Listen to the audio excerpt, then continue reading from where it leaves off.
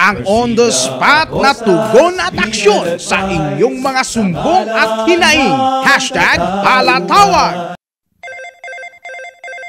Sa mga nakaantabay natin live viewers ngayon, handa na po ba kayo? Handa na! Hindi na po natin patatagalin pa upang kayo ay direktang makausap at agad nating maasistihan ang inyong problemang legal. Sa sino mang nais makausap ang ating punong manananggol pambayan, i-comment nyo lamang po ang inyong pangalan, cellphone number, tahanan o address, problemang legal sa ating comment box. #palatawag na! Makakausap po natin ngayon, Henry. Opo. Via phone call, via si Miss phone call. Bagisa ng Binagunan, Rizal. Ending in 6953. Sabi niya, "Magandang araw po, Chief. Ako po si Roslyn Bagisa. Hindi kasal. Nais ko po sanang humingi ng tulong tungkol po sa sustento para sa aking 2 anak. Ang aking anak po na panganay ay isang bulag since birth na 13-year-old. Yung kanyang kapatid po ay 9 years old. Sanggol pa lamang po noong iniwan kami at sumama sa ibang babae ang ama ng mga anak ko. Nais ko lang naman po sana na makuha ang sapat na sustento para sa 2 kong anak. Lalo po marami na silang pangangailangan at lumalaki na po. Nagbibigay lang po ang dati kong asawa kung kailan makakaalala at binalak pa po kami sa FB at mga cellphone numbers.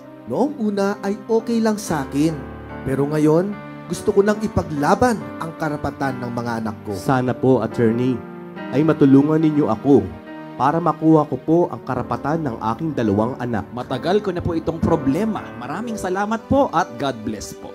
Nasa linya rin po si Attorney Diana Gay Barbara Pagtalunan. Ayan, Barba. papasukin natin ang caller at namakausap natin. Yan. Nakatunghay si Attorney Pagtalunan ng Pabinangonan District Office. Ayan, pasok ka po.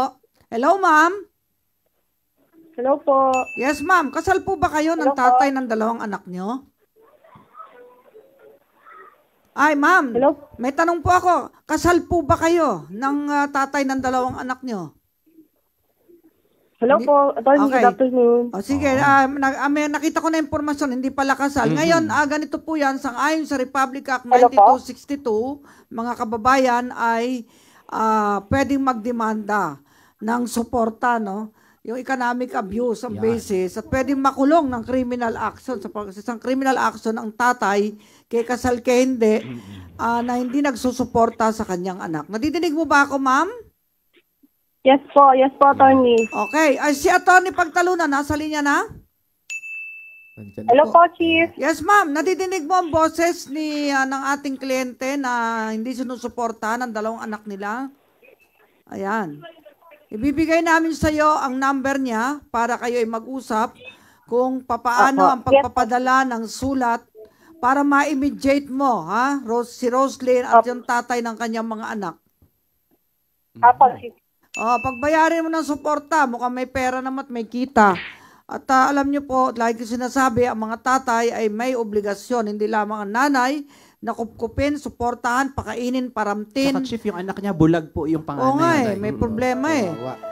Kaya kailangan tulungan natin to, Attorney Pagtalunan. Yes, Chief. Oo. Roslyn? Roslyn? Nawala na si Roslyn. Roslyn? Hello, Roslyn. Hello po. Hello po. Hello po. Yes, ma'am. Nadinig mo ang boses niya, Atty. Pagtalunan. Tatawagan ka niya, ite-text ka niya ngayon at tatawagan para ma-set ang mediation nyo ng tatay ng 2 mong anak. Hindi ako pupayag na hindi Thank kayo you po. suportahan. Kailangan kayo masuportahan. Ikaw ba, anong trabaho mo?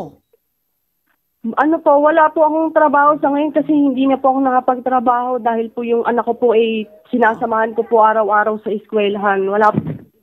Pero dati sinusuportahan kayo ng tatay ng mga anak mo? Kamo? Actually po, simula po talaga nung iniwanan niya kami nung bago po panganak ako, magbigay hindi lang po yung gusto niya. So, ang ginawa ko po nung nagtrabaho po ako, hinayaan ko na lang po kahit hindi po siya mag-support ikaw kasi ba'y nakapagtrabaho po ako. Alam mo, may asawa na siyang iba o may kinakasama? Kaya po kami iniwanan dahil nga po sumama po siya sa ibang babae. Nung time Kasama po sa na ibang yun. babae. Ayan. Opo. Meron kasi, hindi naman lahat. May mga lalaking sawain eh. Diba sabi ko nung araw ayaw nila ng puro menudo, umaga, tanghali, gabi. Ulam, ibang ulam Ayaw naman. din ng adobo. Puro adobo. Gusto ibang putahe. Pero pare-pareho lang yan eh. Oo, lalo kung may obligasyon ka sa mga anak mo.